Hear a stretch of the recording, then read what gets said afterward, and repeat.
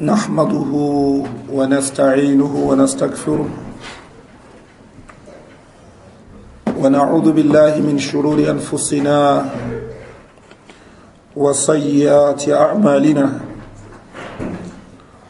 من يهدي الله فلا مضل له ومن يضلل فلا هادي له وأشهد أن لا إله إلا الله وحده لا شريك له وأشهد أن محمدا عبده ورسوله أما بعد فإن خير الحديث كتاب الله وخير الهدي هدي محمد صلى الله عليه وسلم وشر الأمور محدثاتها وكل محدثة بدعة وكل بدعة ضلالة وكل ضلالة في النار أما بعد أدوقف الله أترى صلاة فنبوة محمد صلى الله عليه وسلم أتما تسوى جلوري دلك ولتنو ترى عمدة الأحكام أيتي أنبالا أوناني ورنقى الزكاة عن أبي هريرة رضي الله عنه قال بعث رسول الله صلى الله عليه وسلم عمر على صدقة لا تدع أبو هريرة قلوب قبا ينسي أني أجيش الله محمد صلى الله عليه وسلم أبي عمر ديدي láti lọ gba zakawa lọ́wọ́ àwọn tí ó yẹ kí wọ́n yọ zaka dúkìá wọn fakila ìgbà tí àwọn tí wọ́n ní kán lọ gba zaka tí wọ́n padà dé ọ̀dọ̀ òjíṣẹ́ ńlá Muhammad sallallahu alayhi wa sallam wọ́n sọ fún wípé àwọn kan ò fẹ́ yọ zaka wọn Mana ibn Jamil arákùnrin kan tí wọ́n pè ní ibn Jamil wọ́n ní kò fẹ́ yọ zaka rẹ̀ wa Khalid ibn Walid ẹni kejì tí wọ́n dárúkọ pé kò fẹ́ yọ zaka rẹ̀ òun náà ni Khalid ọmọ Walid wal Abbas ẹni kẹta òun náà ni al-Abbas ammu nabiyyi sallallahu alayhi wa sallam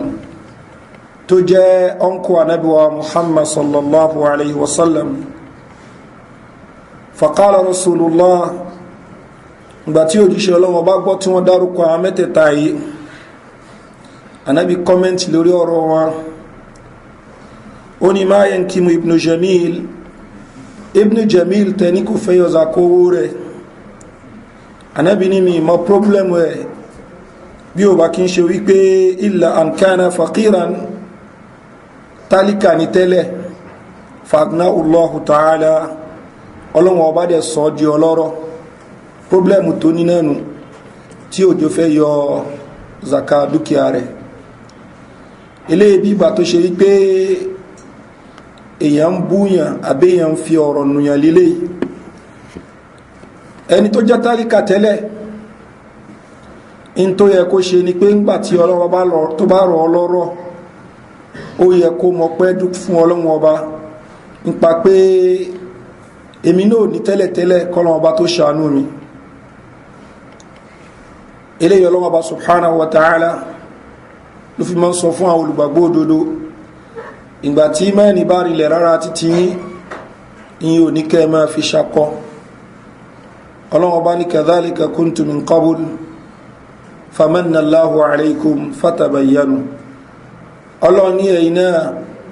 ipò kèfèrí lẹ́wà tẹ́lẹ̀tẹ́lẹ̀ kọ́lọ́hun ọba tó ṣàánú yín torí náà ẹ farabalẹ̀ bẹ́ẹ̀ lẹ́ni tí ó ṣe pé tálíkà ni tó náà padà wá ní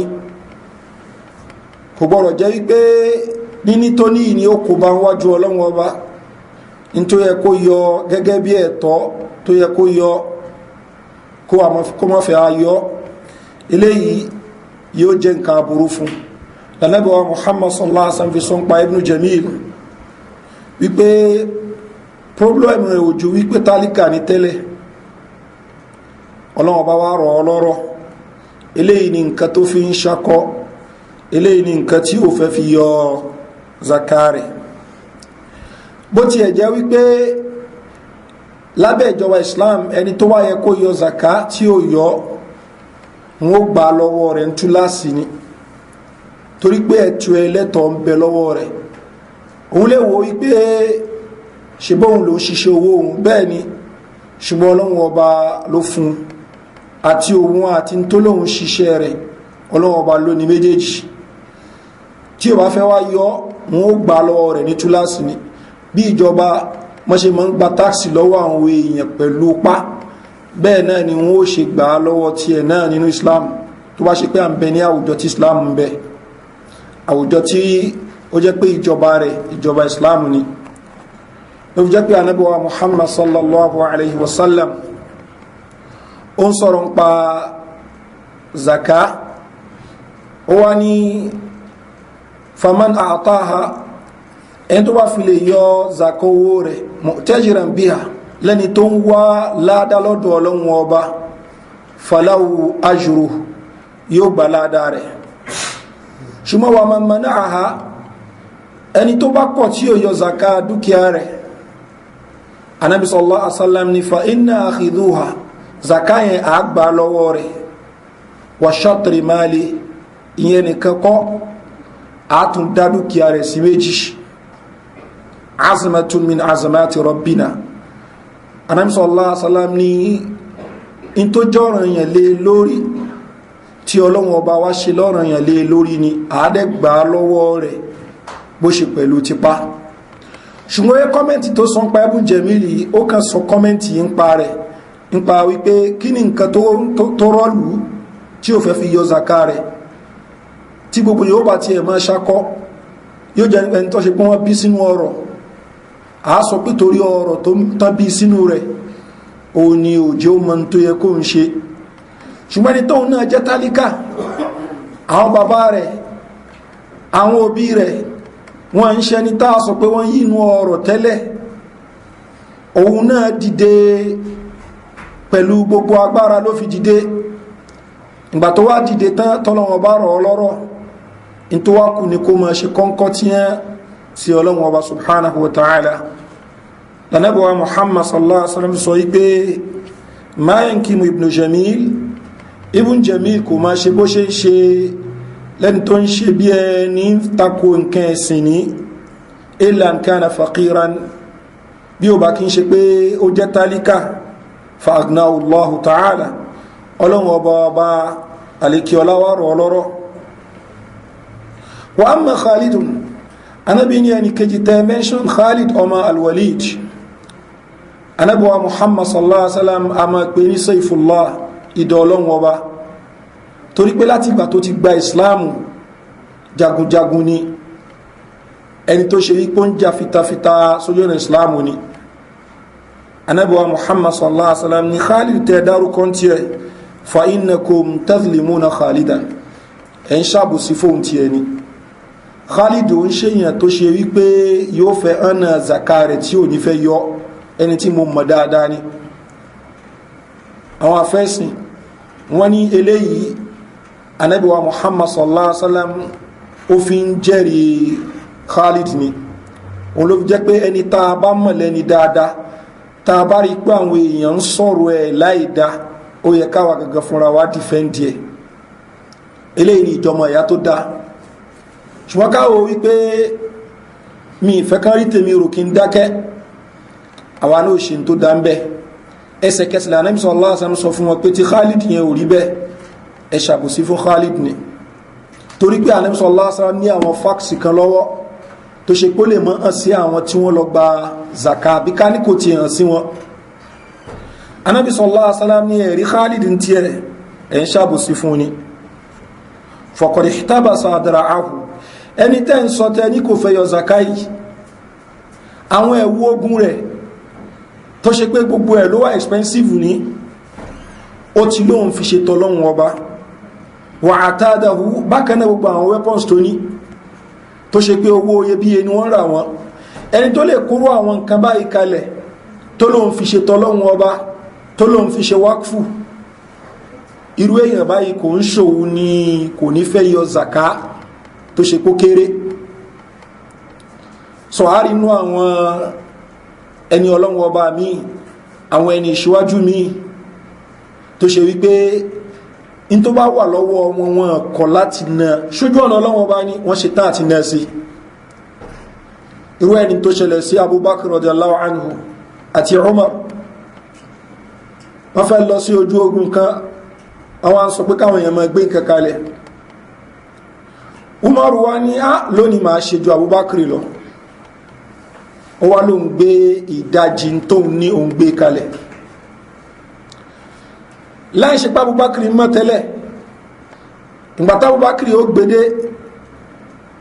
ó gbé nǹkan tó ṣe pé ó pọ̀jù tí Umar lọ ó gbé kalẹ̀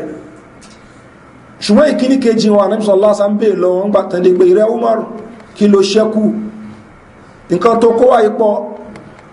onílé òjíṣẹ́ Ọlọ́run ọba dédé tí mo kó kalẹ̀ yìí mo tún ní irú rẹ̀ mí lé tó ṣe pé yóò máa bẹ fún àwọn fámílì mi ìgbà tí Abubakar dé tó kó tiẹ̀ kalẹ̀ Ànábì sallallahu alaihi wasallam béèrè pé kí ni tó ṣẹ́kù fún rẹ̀ ó ní Ọlọ́run ọbó ṣètò mí fáwọn ìmánì lélẹ́yìí ẹlòmí ṣe tán àti ná sójú ọ̀nà Ọlọ́run ọba gbogbo tó ní ẹ̀mí rẹ̀ balẹ̀ kún orí mi ẹlòmí rẹ̀ ní yóò wò pé kí n kó dájì kalẹ̀ ẹlòmí ní ìtọ́lọ́wọ́ bá ṣe lọ́nà èèyàn lórí rẹ̀ gẹ́gẹ́ tó ṣe pé tàbá ní ká máa sọ zaka owó gẹ́gẹ́ bí n ta ti bára sọ ìpé 1/40 ìdákanú ogójì òun náà ní kó yọ ó ní lára yóò máa wò ó láwòtún wò ní pé tí n bá kó ilé ìkalẹ̀ báyìí ṣé òun ṣe pé nǹkan máa dàrú fún mi ṣé òun ṣe pé business mi ó lọlẹ̀ àti kó kalẹ̀ yóò nira fún ṣùgbọ́n àwọn tí Ọlọ́hun Ọba subhanahu wa ta'ala tí ó bá jẹ́ kí ìmánì wọn kó jẹ́ ìmánì òdodo wọn a fẹ́ ṣe ju tí Ọlọ́hun Ọba subhanahu wa ta'ala tó ṣe lọ́rọ̀ yẹn lé wọn lórí gan nípa ìyọ zaka dúkìá wọn sọ́nàbọ̀wà Muhammad sallallahu alaihi wasallam ní Khalid tẹ́ ń sọ yẹn ìtẹ́mi wá convince fún o ní pé ẹ̀yin ṣàbòsí fún ni tí Khalid bá ní nǹkan tó yẹ kó yọ yóò yọ àwọn nǹkan tẹ́ ń rí tẹ́ òpó bí dúkìá rẹ ní àwọn nǹkan tí Khalid ti ṣe ipé àwọn nǹkan wọ̀nyí fi sabilillah ni wọ́n so ló fi jẹ́ pé ta bá ń sọ̀rọ̀ nípa wákfù endowment gẹ́gẹ́ bí àwọn nǹkan ta ti sọ sẹ́yìn tẹ́lẹ̀ èèyàn lè gbé nǹkan kalẹ̀ as endowment ní kò ń ṣe tí ẹ̀ mọ́ láti gbà yẹn kò ń ṣe tí ẹ̀ kò ń ṣe tàwọn ọmọ rẹ̀ bẹ́ẹ̀ ni kò ń ṣe nǹkan tá a la fẹ́ búyàn kò ń ṣe nǹkan tí àwọn èèyàn ó nu ó jogún lọ́wọ́ wa tá a bá ti ní kinní yìí àfihìlẹ̀ fọlọ́wọ́n ọba ó ti di tọ́lọ́run náà nù so àwọn èèyàn tó bá ń wo wọn á wò pé nǹkan tí yẹn ní control lé lórí ni pé òun ló ní ojú yẹn ni Umar àtàwọn tí Ànábì sallallahu alaihi wasallam tán rán sí wọn náà fi ń wo ṣùgbọ́n Khalid radiyallahu anhu kíní yóò kì í ṣe nǹkan tí ẹ̀ máa ó ti di tọ́lọ́wọ́ ọba Ànábì wa Muhammad sallallahu alaihi wasallam ni Khalid tẹ́ ń sọ faqad ihtabasa adra'ahu wa atudahu fi sabilillah àwọn nǹkan ogun rẹ̀ ní àti gbogbo àwọn weapons tó ní ló kó kalẹ̀ ipé àwọn nǹkan wọ̀nyí fi sabilillah ni sọ̀rọ̀ èèyàn báyìí kọ́lẹ̀ sọ wípé kò fẹ́ yọ zaka rẹ̀ Ànábì sallallahu alaihi wasallam gba ti Ibn Jamil because ó mọ̀ ṣùgbọ́n tí Khalid kò gbá lọ́wọ́ wọn ló fi jẹ́ pé lára àǹfààní hadith yìí náà ni wípé ẹni tá a bá trust tá a mọ̀ léèyàn pálapàla táwọn èèyàn bá ń sọ̀sọ̀kú sọ ń pẹ́ ó yẹ ká gbìyànjú àti defend ẹ̀ Ànábì wa Muhammad sallallahu alaihi wasallam ni wa amma al-Abbas wà rí Abbas tẹ́ dárúkọ fahiya alayya wa mithluha zakati ẹ̀ ń bẹ lọ́rùn mi wa mithluha kódà irú rẹ̀ mi tún ń bẹ lọ́rùn mi nínú àwọn àhadíìsì mi gẹ́bọ́ ṣe ń bẹnu Sunan Tirmidhi bákanáà Sunan Ibn Majah àtàwọn tíra àhadíìsì mi wọ́n ní Al-Abbas radiyallahu anhu olùbá nàbí wa Muhammad sallallahu alaihi wasallam ipe àsìn owó ń bẹ lọ́wọ́ òun fẹ́ sanwó zakọ ọdún méjì kalẹ̀. Ànábì wa Muhammad sallallahu alaihi wasallam fa'adhina lahu, ó dẹ̀ yọ̀ǹda fún, olóhun fẹ́ sanwó zakọ ọdún méjì kalẹ̀. Àwọn afẹ́sìn bí sọ pé kò sí nǹkan tó burú bí wípé kásìn zakọ owó wa in advance. Ó kàn jẹ́ wípé tí àsìkò tó yẹ ká san gangan tó bá tó, àsìkò tó yẹ ká san tó bá tó, ìta ṣe òun náà ní ká wuye tó yẹ ká san. Tó bá ṣe pé ìta ti tì síwájú tẹ́lẹ̀tẹ́lẹ̀ dédé iye tó yẹ ká san náà ni alhamdulillah. Tó bá ṣe wípé kò tó àáfikún nìyẹn, tó bá jù lọ àákàkún pé kí ni àtúnṣe sàdákà sí. So Ànábì wa Muhammad sallallahu alaihi wasallam ó ti gba zaka ọdún méjì lọ́wọ́ Al-Abbas tó ń ṣe ọ̀nkù rẹ̀. Then lára àwọn kan tó ṣe wípé àárí gbọ́ àbí táàrí kan bí eléyìí àbí nǹkan tá ti kọ́ sẹ́yìn, ó ní pé Ànábì wa Muhammad sallallahu alaihi wasallam èèwọ̀ ní fún láti jẹ zaka àti àwọn ẹbí rẹ̀. Gbogbo eléyìí fún àǹfààní àwọn mùsùlùmí ni, kò ń ṣe pé àǹfààní ààrẹ tàbá ló gba zaka ọdún méjì, kò ń ṣe pé zaka tó gbà tó dásápò. Zaka tó gbà fún àǹfààní àwọn mùsùlùmí tí wọ́n lẹ́tọ̀ọ́ sí zaka náà ni. Nínú ẹgbàwá al-Imam Bukhari, Ànábì wa Muhammad sallallahu alaihi wasallam wọ́n ló sọ wípé amal Abbas, ẹ̀rí ti Abbas ni, fàyí alayhi sadaqa, yóò yọ, that is kò ṣe pé Ànábì sallallahu alaihi wasallam ti gbà lọ́wọ́ rẹ̀, ṣùgbọ́n fàyí alayhi sadaqa wa mithluha ma'a, yóò yọ, kódà yóò tún yọ rú ẹ̀mí ikun. Gẹ́gẹ́ bí ta bára sọ ipẹ́ ni tí ò bá fẹ́ yọ zaka, wọn a máa penalize rẹ̀, wọn a fine rẹ̀ nínú Islam. Ẹgbà wa Al-Imam Bukhari ó ṣò wípé Ànábì wa Muhammad sallallahu alaihi wasallam ní òun ó ṣe bí wọ́n ṣe gbà ti ọ̀dọ̀ Abbas, kódà yóò tún san rú ẹ̀mí ikú. Eléyìí dẹ̀ ni ṣe Ànábì wa Muhammad sallallahu alaihi wasallam. Tí ẹni tó súnmọ́ tó bá fi lè takò nǹkan ẹ̀sìn, Ànábì ó lè kòkó lórí ẹni yẹn ju ẹni tó jìnà sí lọ. So ló jẹ́ pé tí àwọn èèyàn bí Abubakar àbí Umaru bá ṣe nǹkan tó takò ẹ̀sìn, Ànábì ó bínú sí wọn gan. Bọ̀tẹ̀yàn tí ó dá kankan mọ́ tí ẹ̀, òun lè ṣe kó ṣe pé kánábì rọ̀ fún. Eléyìí ni tí wọ́n ń pè ní déédé, eléyìí ni tí wọ́n ń pè ní ìjó olórí gidi. Ìpé ẹni tó súnmọ́ wa tó bá ṣe nǹkan tó kù díẹ̀ káàtó, àbá wí ju ẹni tó ṣe kó jìnà sí wa lọ. Eléyìí example dáadáa ni. Ló fi jẹ́ pé Ànábì wa Muhammad sallallahu alaihi wasallam, ìgbà tí èèyàn kan tó súnmọ́ táwọn èèyàn fẹ́ lò láti lè fi achieve nǹkankan, arábìnrin kan ó jalè, ó wáyé kí wọ́n gé ọwọ́ arábìnrin yìí, ṣùgbọ́n arábìnrin yìí ni ó jẹ́ èèyàn tó wá láti ìdílé tó pàtàkì púpọ̀. Àwọn èèyàn rẹ̀ wá wò pé bó la ṣe fẹ́ ṣe, ẹ jẹ́ ká lọ bá Usama ọmọ Zaid. Ànábì nífẹ̀ẹ́ Usama ọmọ Zaid púpọ̀. Ìyẹn Usama ọmọ Zaid bin Haritha, ó jẹ́ ni tó ṣe wípé Ànábì sallallahu alaihi wasallam adopt ní ìgbà jàhílíyà kọ́lọ̀ ọba tó ṣe ní èwọ̀ wípé ẹ gbọ́dọ̀ adopt ọmọ mọ́ kẹma pè mara yín. Ọmọ tí ẹni yìí bí náà pè ní Usama bin Zaid, wọ́n máa pè ní hibbu Rasulillah, ẹni tí òjíṣẹ́ Ọlọ́run ọba nífẹ̀ẹ́. Àwọn èèyàn wá wò pé àwọn lè lọ tú Usama ọmọ Zaid láti lè má jẹ́ kí wọ́n carry out ìjẹníyà yẹn fún arábìnrin yẹn. Ìgbà tí Usama bá Ànábì sallallahu alaihi wasallam sọ̀rọ̀, ojú Ànábì change. Ànábì sallallahu alaihi wasallam máa ń ti mímbàrí, ó sọ̀rọ̀ tí gbogbo àwọn èèyàn gbọ́. Kò sọ pé Usama ló sọ fún, ṣùgbọ́n ó sọ àwọn èèyàn fún, ó sọ̀rọ̀ tí gbogbo àwọn èèyàn gbọ́, nípa wípé lára nǹkan tó pa àwọn tán síwájú yíhun òun ni pé ńgbà tí àwọn tí wọ́n jẹ́ àbí inú wọn tán bá jalè, ó fi wọ́n lẹ̀. Ṣùgbọ́n tí àwọn tó súnmọ́ tó jẹ́ àwọn tálíkà ni wọ́n bá jalè, ìgbà ẹni ó gbé òfin Ọlọ́run bá jáde, ipé òfin Ọlọ́run bá ní pé kán gé ọwọ́ rẹ̀. Ànábì sallallahu alaihi wasallam ní kò sáyé fún nǹkan bẹ́ẹ̀ walau anna Fatimata binta Muhammadin sallallahu alaihi wasallam saraqat tí Fatima ọmọ Muhammad bá fi lè jalè laqata'tu yadaha máa gé ọwọ́ rẹ̀ gbangba tàti gbogbo yóò rí. Eléyìí ni mẹ́sẹ́jì ni fún gbogbo ẹni tó bá wo pé bí àwọn lè lóbi kan láti lè penetrate Ànábì sallallahu alaihi wasallam. Ẹni tó súnmọ́ mi jù òun ni Fatima. Ànábì sallallahu alaihi wasallam nífẹ̀ẹ́ rẹ̀ púpọ̀, ṣùgbọ́n Ànábì sallallahu alaihi wasallam jẹ́ kán mọ̀ wípé tí Fatima bá ṣe ń tí ó dá òun ó gé ọwọ́ rẹ̀. Bákan náà ìgbà tó Ànábì sallallahu alaihi wasallam fẹ́ sọ̀rọ̀ ń pa rìbá ipé káwọn èèyàn má gbowó èlé mọ́, Al-Abbas ọ̀nkù rẹ̀ tá ń sọ yìí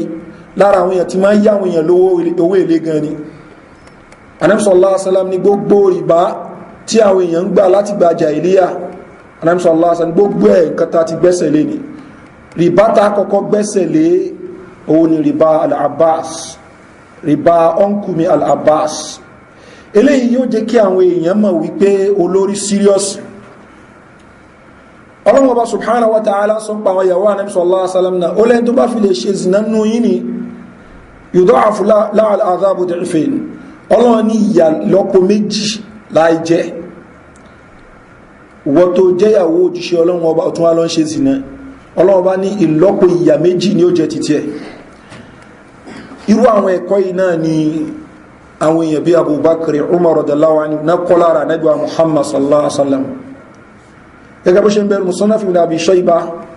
Umar radiyallahu anhu wọ́n ní tó bá kọ nǹkankan fún àwọn èèyàn yóò wá kó àwọn ẹbí rẹ̀ yóò kó wọn jọ, àwọn ọmọ rẹ̀ yóò kó wọn jọ. A sọ fún wọn pé wa aymullah, mo fi Ọlọ́run Ọba búra,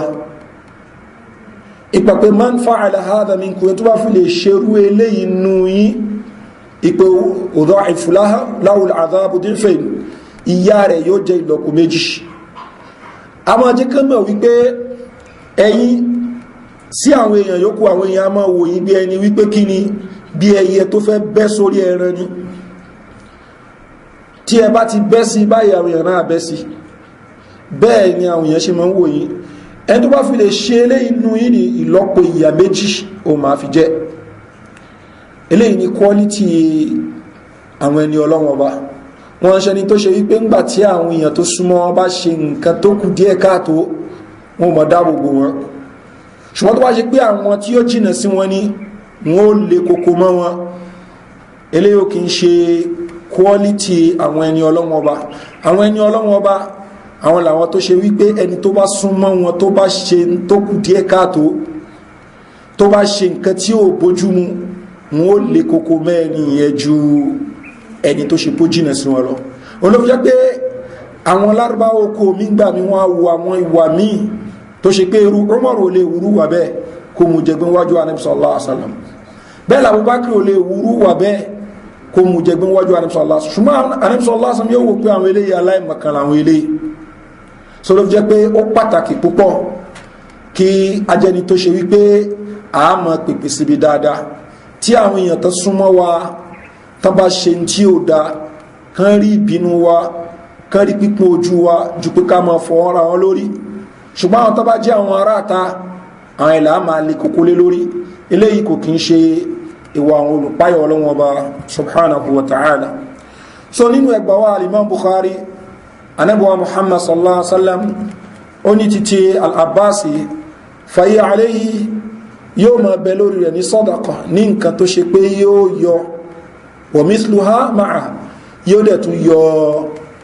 nǹkan tó ṣe kó jọ. So thumma qala, lẹ́yìn Ànábì sallallahu alaihi wasallam wọ́n sọ báyìí pé ya Umar, ila Umar,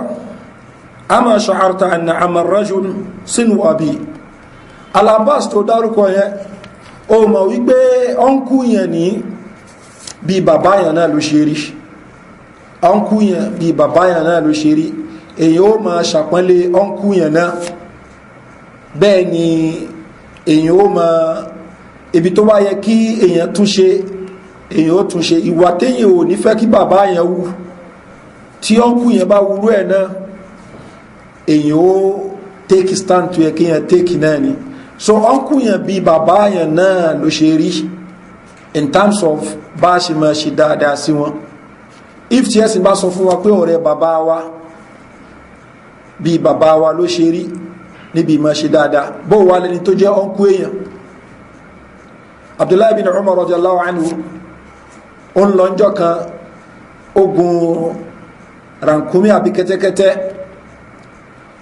bẹ́ẹ̀ ni ó wọ aṣọ kan, ó wá rí èèyàn kan tó rí kọjá. Abdullahi bin Umar radiyallahu anhu ó wá pé ẹni yẹn, ó wá ní kó gbá kó mọ ogun rankumi lọ.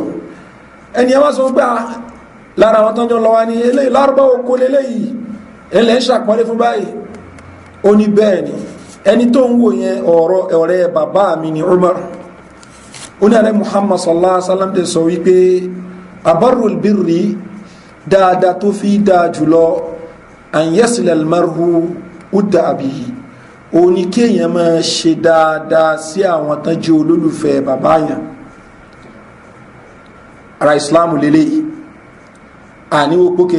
bàbá mi nìkan bá wọn fámílì mi nìkan, ẹni tó súnmọ́ wa náà a ṣe dáadáa sí, kódà ẹni tó jẹ́ ọ̀rẹ́ àwọn òbí wa a ṣe dáadáa sí wọn. Ànábì sallallahu alaihi wasallam pè ní abarul birr, lára dáadáa tó fi dáa jùlọ oníkẹni tó ṣe yí pé ó jẹ́ ọ̀rẹ́ fún òbí yẹn kí ẹ máa ṣe dáadáa sí, bí ìgbà tó ṣe pé yẹn ń ṣe dáadáa sí òbí yẹn náà ni. so bẹ́ẹ̀ náà ẹni tó jẹ́ ọ̀nkú yẹn èyí ó ṣe dáadáa sí, ẹni tó jẹ́ àǹtì yẹn náà èyí ó ṣe dáadáa sí. ẹlòmí lè máa wò pé tá a bá ń ṣe dáadáa sí wọn tá à ń ṣe aburú fún wọn kọ́. Ànábì wa Muhammad sallallahu alaihi wasallam ní èyí tí wọ́n ń ṣe sí wọn yẹn bí ìgbà tó ṣe pé òun ti nǹkan gbóná bọ̀ wọn lẹ́nu ni, that is òun ṣe evidence against wọn ni. bẹ́ẹ̀ ni iṣẹ́ olóore ni, lára nǹkan tí máa jẹ́ kí èèyàn lẹ́mìí gúngún ni, lára nǹkan tí máa jẹ́ kí èèyàn tún ní ìgbàláyè sí ń pọ̀rọ̀ ayé ni, kí èèyàn máa ṣe dáadáa kó máa ná sójú ọ̀nà Ọlọ́run Ọba. ṣùgbọ́n ìlú mẹ́wàá pé tó ń bá ti ná sójú ọ̀nà Ọlọ́run Ọba yóò máa dínkù ni, tó bá ń ṣe dáadáa yóò máa dínkù ni. ṣùgbọ́n tẹ́sìn jẹ́ kó yé wa òun ni pé bá a bá ń ṣe dáadáa ìntà ń ṣe dáadáa a máa gba ládàá ń parẹ́. an Abdullahi bin Zayd bin Asim al-Mazini, látọ̀dọ̀ Abdullahi ọmọ Zayd ọmọ Asim al-Mazini radiyallahu anhu kọ́nà bá yọnu sí qala, ó sọ báyìí pé lamma afa Allahu ala nabiyyihi yawma Hunayn, ìgbà tí Ọlọ́hun Ọba subhanahu wa ta'ala tí ó ṣe ń rọrùn fún òjíṣẹ́ Ọlọ́hun Ọba láti kó èrè ogun ní ogun Hunayn, qasama fi nnas, Ànábì pín àwọn dúkìá yìí láàrin àwọn èèyàn. bákan náà wa fil mu'allafat qulubuhum, lára àwọn tí Ànábì sallallahu alaihi wasallam tó fún ní nǹkan ogun yìí, èrè ogun yìí, ó ní àwọn tó ṣe wípé wọ́n gba ìsìláàmù ṣùgbọ́n ọkàn wọn ò tí ì rí rẹ̀ sínú ìsìláàmù dáadáa. iṣẹ́ Ànábì wa Muhammad sallallahu alaihi wasallam dẹ̀ ni pé a máa fún àwọn èèyàn tọ́kàn wọn ò tí ì rinlẹ̀ nínú ìsìláàmù dáadáa, torí kọ́kàn wọn lè bá rinlẹ̀, torí pé Ọlọ́hun Ọba àlékè ọlá gan dárúkọ wọn nínú àwọn tó ṣe kán lẹ́tọ̀ sí zaka. ó jólówó kò jólówó èyí ò mátá, ṣẹni tó ẹ̀ṣẹ̀ gba ìsìláàmù ni ẹ̀sìn fẹ́ ká mọ́ fún wọn lówó zaka láti lè máa fi fà wọn mọ́ra. kódà kò ṣe yí pé ẹnìyàn jẹ́ kéfèrí, ṣùgbọ́n àwọn òpé ta bá fún wọn a fi fà wọn wọnú ìsìláàmù náà, a lè náwó zaka sí rúbẹ̀ náà. ṣùgbọ́n àní ẹni pé láti lè fi wí ni á ti ẹnìyàn sínú ìsìláàmù. àwọn ọ̀rọ̀ nǹkan tí wọ́n kó lójú ogun Hunayn, Ànábì wa Muhammad sallallahu alaihi wasallam tó ń pín ó pín fáwọn èèyàn. ṣùgbọ́n lára àwọn tó fún jù láwọn tó ṣe wípé wọ́n ṣe gba ìsìláàmù ni àwọn èèyàn bí al-Aqra bin Habis àti Uyayna bin Hisni àtàwọn bẹ́ẹ̀ bẹ́ẹ̀ lọ. Ànábì sallallahu alaihi wasallam ó fún wọn. walam yu'ti al-ansara shay'an, ṣùgbọ́n àwọn ará Madina Ànábì sallallahu alaihi wasallam ó fún wọn nínú kíní èrè ogun tí wọ́n kó yìí. faka'annahum wajadu fi anfusihim, ó dàbí ẹni pé àwọn kanú àwọn ará Madina ní inú wọn bàjẹ́ lórí kíní ẹ pé bóò ní ó ṣe ní fún wa bí nǹkan ogun, bóò ní ó ṣe ní fún wa níbi èrè ogun. islam yusibhum ma asaba an-nas ìgbà tí tó kàwọn èèyàn kan àwọn fa khatabahum Ànábì wa Muhammad sallallahu alaihi wasallam padà kó wọn jọ síbì kan ó wá bá wọn sọ̀rọ̀ wọn ló fi jẹ́ pé ìjẹ́ olórí lára nǹkan tó fi ṣòro jù ní nǹkan tó ṣe pé ó nídìí kéèyàn jẹ́ ẹni tó gbọ́n kó rẹ̀ jẹ́ ẹni tó ṣe wípé lọ́pọlọ kó jẹ́ ẹni tó ní sùúrù kó jẹ́ ẹni tó ní ìfaradà kó jẹ́ ẹni tó mọ bí yàn ṣe báwọn èèyàn lò àwọn ará Madina Ọlọ́run bá ròyìn wọn generally nípa pé àwọn èèyàn dáadáa ni wọ́n lára tọ́lọ́wọ́ bá fi ròyìn wọn ni pé wa yuthiruna ala anfusihim ọlọ́ ní àwọn ará Madina wọ́n á máa prefer àwọn èèyàn míì jura wọn lọ walau kana bihim khasasa ọlọ́ ní àwọn náà lè jẹ́ tálíkà tó ṣe pé wọ́n nídìí nǹkan ṣùgbọ́n ìròyìn tọ́lọ́wọ́ bá fi ròyìn wọn yìí kò ń ṣe gbogbo wọn ní ìròyìn yẹn àwọn kọ̀ọ̀kan bẹ tó ṣe wípé wọn ní ìròyìn yẹn irú ẹni tó ṣẹlẹ̀ yìí anẹ́bísọ̀ lásán pín tó pín pẹ̀lú àníyàn kún fẹ́ fi fún àwọn èèyàn kan lára àwọn èèyàn tó fún àwọn kùrẹ́ṣí bẹ́ẹ̀bẹ́ àwọn tẹ́lẹ̀ ṣe gba ìsìláàmù náà àwọn kùrẹ́ṣí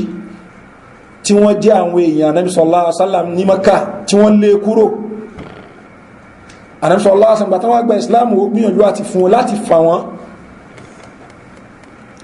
ṣùgbọ́n eléyìí ò go down well pẹ̀lú àwọn kanú àwọn Ansar wọ́n ó pẹ̀lú pínpín olè léyìí Ànábì sallallahu alaihi wasallam ìgbà tó gbọ́ eléyìí ó pe àwọn èèyàn jọ fa khatabahum ó bá wọn sọ̀rọ̀ ó ní ya ma'ashar al-ansar ó ní ẹ̀yin Ansar alam ajidkum dullala ṣe nígbà tí mo dáàrin yín ẹ̀ńbẹ lórí ànù tẹ́lẹ̀ ni fahadakumullahu bi ọlọ́wọ́ bá fi yín mọ̀nà lọ síbi ìyọ́nú rẹ̀ ó fi yín mọ̀nà lọ síbi ẹ̀sìn rẹ̀ bí tú èmi Muhammad sallallahu alaihi wasallam wa kuntum mutafarriqin ọ̀rọ̀ ayé ara Madina ò yẹra yín Ausi ìdílé kan nìyẹn Khazraj ìdílé mi tún nìyẹn wọn a máa bára wọn jà fún kékeré tẹ́lẹ̀ jà tó ṣe pé ogun yóò lásì bí 40 years láàrin ara wọn Ànábì sallallahu alaihi wasallam ní ìgbà tí mo dáàrin yín fa'allafakumullahu bi ọlọ́run ọba ó so yín pọ̀ through mi Muhammad sallallahu alaihi wasallam wa'alatan ìgbà tí mo débí báyìí ní ẹni kankan fa'agnakumullahu bi ọlọ́run ọba sọ yín di ọlọ́rọ̀ through mi àmàyà àwọn nǹkan lódì nǹkan tẹ́ẹ̀rí trúbíà zakani trúbíà ọ̀rọ̀ pé alọ́jagun àwọn booties of war kankan mọ́ra wọn ẹ̀dẹ̀dẹ̀ tó ṣe pé yìí náà rí nǹkan látàrẹ̀ kullama qala shay'an wọ́n ní gbogbo àtàrà ìpọ̀sọ̀lá sábà ti ń sọ nǹkan tó fi ń ṣeré gúnlé wọn lórí qalu àwọn ará Madina ló ma fi sí pé Allahu wa rasulu aman ọlọ́run ọba àti òjíṣẹ́ rẹ̀ lórí wọn pọ̀ lórí iwájú Ànábì wa Muhammad sallallahu alaihi wasallam qala ma yamna'ukum an tujibu rasulallah fèsì sí nǹkan tí mo ń sọ mo rí ní ẹni tí ó mọ̀nà tẹ́lẹ̀ ìgbà tí mo dáàrin yín ní tẹ́lẹ̀ ẹnu yóò kó láàrin ara yín ṣùgbọ́n ìmánì tó ń bẹ lára wọn kò jẹ́ kán lè sọ ọ̀rọ̀ tó ṣe wípé wọ́n fi ṣe ọlọ́run ọba in tí wọ́n sọ náà ni pé Allahu wa rasulu aman ọlọ́run ọba àti òjíṣẹ́ rẹ̀ lórí wọn pọ̀ lórí iwájú ọlọ́run ọba àti òjíṣẹ́ rẹ̀ náà lè ṣe èrègún lórí iwájú wọn sọ jù wá náà lọ òjíṣẹ́ ọlọ́run ọba qal ó sọ wá ìpé law shi'tum ẹ̀yin náà tó bá wù yín lakultum ẹ lè sọ wípé jitana kadha wa kadha ìgbà tí wọ́n náà wá sọ́dọ̀ wa báyìí báyìí ló ṣe rí ṣùgbọ́n wọn sọ nǹkankan tó jọ wọn bẹ́ẹ̀ torí pé ìsọgbólóhùn ẹyọ kan lẹ́ni tó fi ń tasánà sallallahu alaihi wasallam ìbínú ọlọ́wọ́n wá ní so ló fi jẹ́ pé mùsùlùmí tí máa ní bá rìn lẹ́nu ọkàn rẹ̀ ó gbọ́dọ̀ máa wo àwọn nǹkan tó wọ́n máa sọ jáde lẹ́nu nígbà tó bá ní ṣe pẹ̀lú ọ̀rọ̀ ọlọ́wọ́n ọba gbàtán ní ọlọ́run ọba sọ báyìí ànábì sọ báyìí kò ń ṣe nǹkan tá tún mọ́ dìbéètì kò ṣe nǹkan tá tún mọ́ ájí ń pa rẹ̀ agbọ̀rọ̀ juwọ́jú sẹ́lẹ̀ fún ni torí pé ànábì wa Muhammad sallallahu alaihi wasallam ó ní innal abda la yatakallam bil kalimati min ridwanillah ìgbà mí ẹrú ó máa sọ̀rọ̀ kan ọ̀rọ̀ tó ṣe pé ọ̀rọ̀ tó ń sọ ọ̀rọ̀ tó lè mú rí ìyọnú ọlọ́run ọba ni la yulqi la balan òun ò kákún lọ títí pé nǹkan tó ń sọ yìí nìyí òun lè rí ìwọ́dù tó pọ̀ ń bẹ́ yarfa'u Allahu biha darajat ilé ìlọ́lọ́wọ́ bó fi gbé ipò rẹ̀ gágan wa innal abda ìgbà mí ẹrù adẹ máa sọ̀rọ̀ yatakallam yóò máa sọ̀rọ̀ bil kalma ọ̀rọ̀ tí yóò máa sọ min sakhatillah ọ̀rọ̀ tí èrí ìbínú ọlọ́wọ́ bá ní la yulqi la balan òun ò kákún ó lè wọ́pọ̀ ń ṣẹ́fẹ̀ ni ó lè wọ́pọ̀ òun ṣeré ń tóun ni Ànábì sallallahu alaihi wasallam ni yahwi biha fi nari jahannam ọ̀rọ̀ yẹn yóò sọ́dọ̀ mọ́ náà so mùsùlùmí tó juwọ́jú sẹ́lẹ̀ fọ́lọ́n gbọ́dọ̀ máa ohun tó wọn asọ̀lẹ̀ jáde lẹ́nu tọ́mọ ọlọ́run ọba sọ ọ̀rọ̀ kan Ànábì sọ ọ̀rọ̀ kan ká juwọ́jú sẹ́lẹ̀ ni innama kana qawla al-mu'minin idha du'u ila Allahi wa rasulihi liyahkuma baynahum an yaqulu sami'na wa ata'na ọlọ́run ọba ní gbólóhùn àwọn olùgbàgbọ́ òdodo ìgbà tán bá pè wọ́n lọ sí ibi ọ̀rọ̀ ọlọ́run ọba láti lè fi ṣe ìdájọ́ lórí nǹkan fà láàrin ara wọn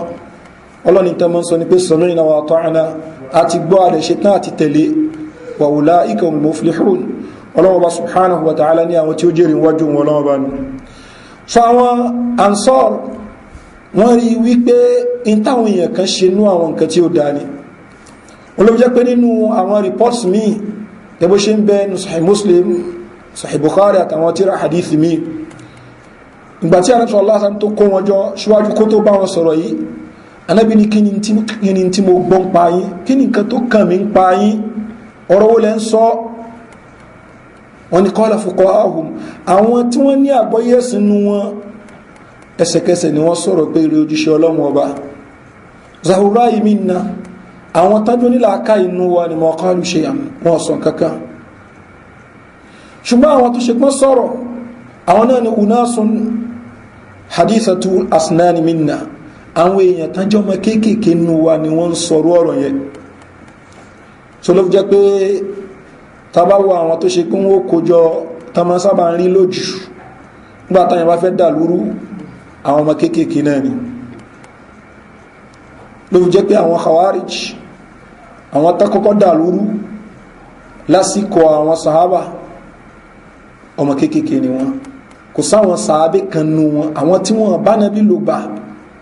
láwọn tó ṣe pé ṣaitan torí lò láti lè fi da àwùjọ islam rúngbà yẹn bẹ́ẹ̀ náà àwọn náà ṣe ń lò lónìí láti lè fi da àwùjọ rú Ànábì wa Muhammad sallallahu alaihi wasallam sọ fún wọn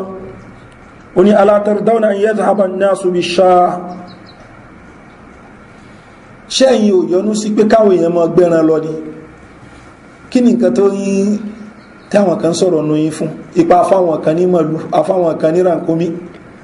àwọn afáwọn kan ṣe bẹ́ mi bẹ láàrin yín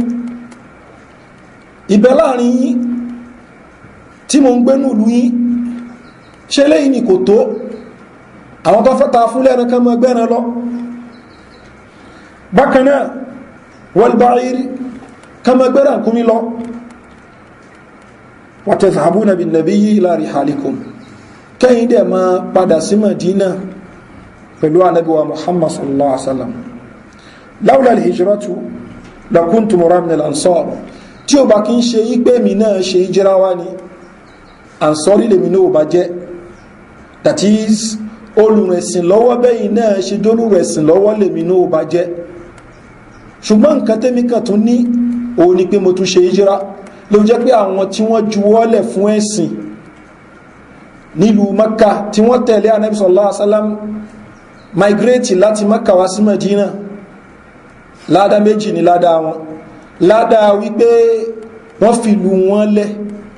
àti ládá kún tún rẹ̀sìn lọ́wọ́ torí pé ta bá wo property tí ẹlòmíì fi ilẹ̀ ní ìgboro Makka nítorí ẹ̀sìn kò ń ṣe díẹ̀ àwọn èèyàn tán lè ṣerú yẹn lónìí wọ́n kéré tẹ́lómi à nítorí ẹ̀sìn òun fi property wọn lẹ̀ rárá èyí tá a mọ̀ ní pé mo lè fi ẹ̀sìn ilẹ̀ nítorí property mi eléyìí ni tí a mọ̀ lónìí ló fi jẹ́ pé tó bá di ọ̀rọ̀ dúkìá kò síbi tí àwọn èèyàn ò lè tì wá lọ àwọn ilé tì wá lọ sí pé kí ni kí ìlú máa jó kí ìlú dàrú nítorí kí ni nítorí property olófíjẹ́ pé ta bá wo ọ̀nà méjì tí wọ́n ti sábà máa mú àwọn èèyàn jùlọ òun náà ni ọ̀rọ̀ pé kí ni àwọn nǹkan tíjọba ń kó ìlú wa náà ti ń kó kí náà ṣe fún wa wọ́n ṣe kankan fún wa àti bẹ́ẹ̀ yóò di pé kí ni à ń protest yóò di pé kí ni à ń yìnbọn lura wa ọ̀nà kejì òun náà ni kí àwọn èèyàn kan fẹ́ fi ẹ̀sìn kó wa rógá in tí wọ́n lé gangan láyé ṣùgbọ́n wọ́n wo pé kí ni ẹ̀sìn ni wọ́n lọ mọ́ láti lè fi kó wa rógá láti lè máa fi ẹ̀mí àwọn èèyàn ṣòfò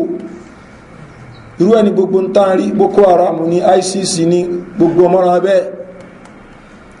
tó bá ti di ọ̀rọ̀ dúkìá kò sí táwọn èèyàn ò lè ṣe kò sí ẹ̀mí táwọn èèyàn lè fi ṣòfò kò sí property táwọn èèyàn tí wọ́n lè sún tí wọ́n lè dáwó Ànábì wa Muhammad sallallahu alaihi wasallam ó ń tráì láti lè mú kíní yìí kó mú fúyẹ́ lọ́kàn wọn pé kí la pín tó fẹ́ di nǹkan tó ṣe wípé máa bínú lé lórí ẹ jẹ́ kí ẹ̀sìn kó jẹ́ nǹkan tí ó lékè nu ọkàn yín gbogbo tá a pín fáwọn èèyàn yìí ni kò jẹ́ nǹkan kan òjíṣẹ́ ọlọ́wọ́ ń sọ fún wọn wípé walau salaka an-nasu wadiyan aw shu'ba káláwẹ̀ èèyàn gba valley kan lasalaktu wadi al-ansar ma gba wadi àwọn ansar valley àwọn ansar ma gba ká ní wípé àwọn èèyàn gba valley kan that is Ànábì sallallahu alaihi wasallam sọ fún wọn pé mo wà pẹ̀lú yín ẹ má torí ọ̀rọ̀ dúkìá tá a pín àwọn nǹkan tá a pín kọ́ ṣe pé yẹn lẹ̀ torí ẹ̀ fẹ́ dẹ́sìn rú Ànábì sallallahu alaihi wasallam al-ansaru shi'ar àwọn ansar àwọn ará Madina bí àwọ̀tẹ́lẹ̀ náà jẹ́ fún mi wan nasu dithar àwọn èèyàn yòókù ní wọ́n dà gẹ́gẹ́ bí aṣọ tá a wọ̀ lórí àwọ̀tẹ́lẹ̀ ni that is ẹ súnmọ́ mi kọjá àwọn yòókù Ànábì sallallahu alaihi wasallam wá parí ọ̀rọ̀ rẹ̀ pé innakum satalqawna ba'di athara ẹjẹ́ ń sọ fún yẹn à ń sọ̀rọ̀ ẹ sì máa rí àwọn olórí tán ń bọ̀ lẹ́yìn mi tó ṣe pé wọ́n ó dọwọ́ bo dúkìá lù àlùmọ́nì ìlú wọ́n ó dọwọ́ bo àwọn ọ̀rọ̀ lú wọ́n ó dọwọ́ bo tó ṣe pé fún àǹfààní ara wọn àti àwọn èèyàn wọn òun ni wọ́n ó máa lo àwọn nǹkan wọ̀nyí fún èyí tẹ́mi ṣe fún yìí àwọn kùrẹ́ṣì tí mo fún kò ṣe pé mo fún wọn nítorí wípé kí ni wọ́n jẹ́ kùrẹ́ṣì ṣùgbọ́n mo fẹ́ fi fà ọ́ wọnú ẹ̀sìn ní kẹ́kọ̀ọ́ kan wọ́n lè rìn lẹ́nu ẹ̀sìn olóòfin jẹ́ pé àwa tá a bá kí ń ṣe olórí ìlú agbọ̀rọ̀ wọn farabalẹ̀ púpọ̀ àwọn steps mi ń bẹ tí olórí ìlú lè take tó ṣe pé ó lè mọ iye àwọn aráàlú kò ní yẹ lómi àfìgbà tó náà bá tó dolórí ìlú kó tó yẹ ìgbà step ti lágbẹ́já take ń gbà yẹn the same step làwọn náà take ń sìn onígbà tó ń gẹ́gẹ́ fún rẹ̀ bá jẹ́ olórí ìlú kí nǹkan yẹn tó yé torí pọ́blẹ́mù tí ọ̀pọ̀lọpọ̀ mọ̀ èèyàn ní ni pé ń tàà bá sí ń bẹ́ àmọ́ sábà ń criticize yẹ ṣùgbọ́n tó bá gbé àwa náà síbẹ̀ a lè fọ́ọ̀lù sínú ẹ̀rọ tí ẹnìyẹn fọ́ọ̀lù sí àbí ká tó fọ́ọ̀lù sí bí nǹkan tó ju tiẹ̀ lọ káwọ Ànábì sallallahu alaihi wasallam àwọn Ansar tọ́lọ́wọ́ bá ròyìn wọn dáadáa ní Al-Qur'an Al-Karim àṣírá wọn kan nù wọn tán wò pé bóòlù ṣe kó pin kíní bóòlù ṣe máa pin bẹ́ẹ̀ kó pin bẹ́ẹ̀ bóòlù ṣe máa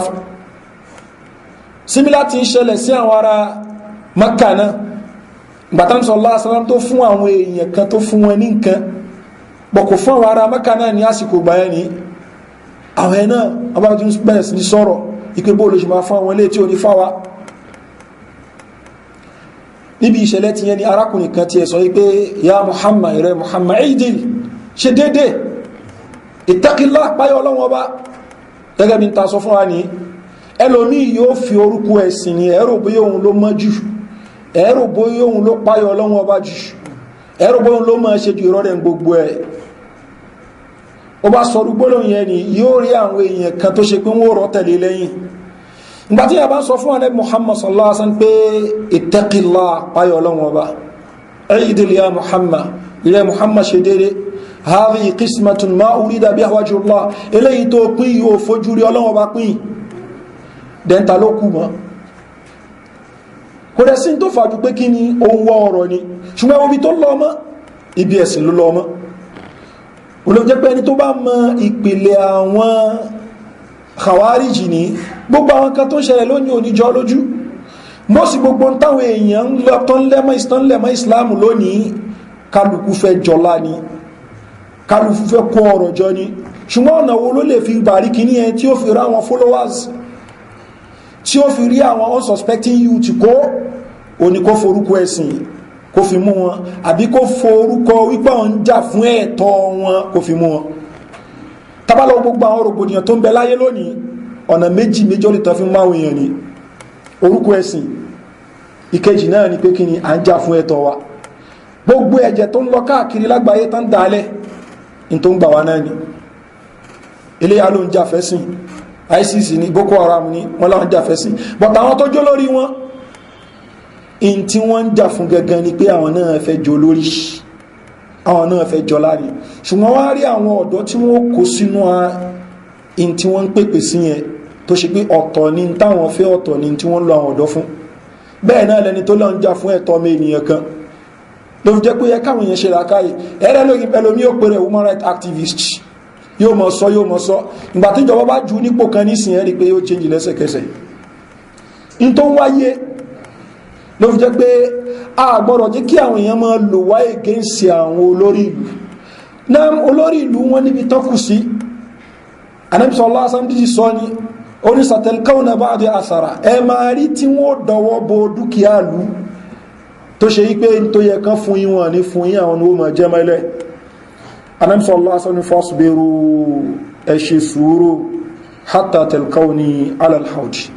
tẹ́ pàdé mi níbi àbàtà ẹ má dàlúrú ẹ má fa rògbòdìyàn torí ẹ má para yín torí òun la fi sọ fúnra wa wípé ọ̀pọ̀lọpọ̀ àwọn èèyàn lónìí nítorí ọ̀rọ̀ ayé nítorí dúkìá a lè sọ ẹ̀sìn nù nítorí hadith eléyìí tá ń ká fúnra wa yìí tá a bá ṣí Sahih Muslim kitabul imara kitabuz zaka tó yẹ lafa tó kọ́ ló fi mú wá síbi ọ̀rọ̀ zaka torí pé Imam Muslim gan fi hadith yìí síbi ọ̀rọ̀ zaka bẹ́ẹ̀ ó tún fi síbi bàtọ́ ń sọ̀rọ̀ ń pa àwọn olórí wọ́n mú àwọn hadith báyìí wá torí pé Islam dídì sọ̀rọ̀ ń pa àwọn olórí tá ní ni láwọn èèyàn jẹgẹjẹgẹ tó ṣe pé wọ́n ní àánú àwọn ará lójú in tí ó jẹ wọ́n lógún jùlọ náà nìkan máa kó ṣùgbọ́n bó nílùú ó ṣe ní di nǹkan tí ó máa bọ́ìlì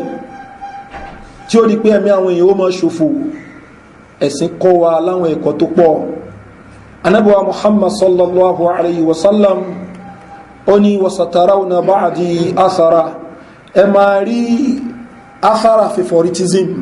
wa umura tunkirunaha ẹ máa ráwọn nǹkan tẹ́ ní láìkì táwọn olórí ń ṣe Ànábì sallallahu alayhi wa sallam onítìrú ẹ bá ti ṣẹlẹ̀ ó ní àtòm haqqahum ẹ̀tọ́ tó yẹ kẹ fáwọn olórí ẹ má sọ pé wọ́n tún ilẹ̀tọ̀ yẹn fún wọn lẹ́tọ̀ wọn ẹ tẹ̀lé wọn wasallallahu haqqakum ẹ bèèrè ẹ̀tọ́ yín lọ́dọ̀ Ọlọ́run Ọba fa inna Allaha sa'iluhum amma stara'ahum Ọlọ́run Ọba ó bèèrè lọ́wọ́ gbogbo wọn nǹkan tó kólé wọn lọ́wọ́ mistake tí àwọn èèyàn máa ń ṣe onípe àwọn pé àṣà wọn lọ lásán bẹ́ẹ̀ ni no Ọlọ́run Ọba ti yanjú ọ̀rọ̀ wọn Ànábì sallallahu alaihi wasallam ó ní ma min walin yali ra'iyatan min al-muslimin kò sẹ́yìn kan tí ó jọ ẹ gàbá lórí ọ̀rọ̀ àwọn èèyàn tó ṣe pọ́n ló ń darí ọ̀rọ̀ wọn fayamuti yawma yamuti yóò wá kú lẹ́ni tó ṣe pé wà ghashun lahum lẹ́ni tó ti ṣe jàmbá fún illa haramallahu alil janna àfikọ́ lọ́wọ́ bá ṣe aljanna léwọ̀ fún lóyìn ẹ̀bẹ́ tó fi jẹ́ kí gbogbo ẹni tó ń du ipò olórí ń fẹ́ jù olórí responsibility ni in tó lè ṣe okùnfà tí èèrà sínú náà òun ní nǹkan tó fẹ́ lọ gbà yẹn torí pé ní tó jẹ́ olórí fún àwọn èèyàn kò lẹ́tọ̀ọ́ láti mú kọjá nǹkan tó jẹ́ nídìí ẹ̀ Abubakar radiyallahu anhu ìgbà tó jẹ́ olórí ìlú tí ó lè lọ ṣe bíznẹ́sì tó ń ṣe mọ́ ó dìdí sọ fún àwọn àgbààgbà sàhábà ní ridwanullahi alayhim ajma'in ó ní walaqad alima qawmi àwọn èèyàn mi ó ní wọ́n ti mọ̀ ipe anna hirfati lam takun ta'jiz an maunati hali iṣẹ́ tí mo ń ṣe ó tó bọ́ àwọn èèyàn mi ó tó bọ́ fámílì mi wa inni shughiltu bi amri muslimin ṣùgbọ́n nísìn èmi ni wọ́n ní ìṣò lórí èmi mo ń mójú tọ́rọ àwọn musulmi wa sayakulu alu abubakri min adal mal owó òlú abubakri àti fámílì ó ma jẹ́ bí owó òlú wa yahtarifu lil muslimina fi yóò dẹ̀ ma lówó iná láti lè fi ṣe bíznẹ́sì fún àwọn musulmi ṣùgbọ́n òun náà ma jẹ́ ń bẹ́ ilé ìbẹ̀nu Sahih Bukhari bákanáà anábíwá Muhammad sallallahu alaihi wasallam ó sọ nínú ọ̀rọ̀ ẹ̀kan ìkìlára àwọn olórí Ali radiyallahu anhu àwọn ẹ̀kan wá fíṣítì ẹni ó wá fún wọn ní bí ẹran tí wọ́n ti yan tí wọ́n ti prepare bí pàtàkùpá prepare bí pepper soup nǹkan kàmọ́ra ó wá fún wọn àwọn èèyàn wá rí àwọn nǹkan tó pọ̀ lẹ́gbẹ́ ẹ mú fún wọn náà ilé tó ń bẹ́lẹ̀ yìí gẹ́gẹ́ bí ọ̀pọ̀lọpọ̀ ní ó ṣe fẹ́ lọ bá olórí pé torí pé jẹ́ relative wọn wallahi amọ́ṣàbòsí fúnra wa tẹ́lómi bá rí pé èèyàn kan sí ó dé ipò nísìn relative wọn ni the next thing ni wípé kó máa béèrè nǹkan tó mọ̀ pé sálárì rẹ̀ ò lè ṣe then the same people tó ń sọ wípé àwọn èèyàn ń kówó òlù jẹ àwọn náà lẹni tó lọ ń béèrè lọ́wọ́ ẹni tó mọ̀ kó jẹ́ olórí bí i local government chairman náà fi ṣe governor náà fi ṣe councilor náà fi ṣe ló ń béèrè lọ́wọ́ ẹni tó jẹ́ chairman in tó mọ̀ pé sálárì rẹ̀ ò lè ṣe yóò ní kó akọ́lé fóun yóò ní kó ara mọ́tò fóun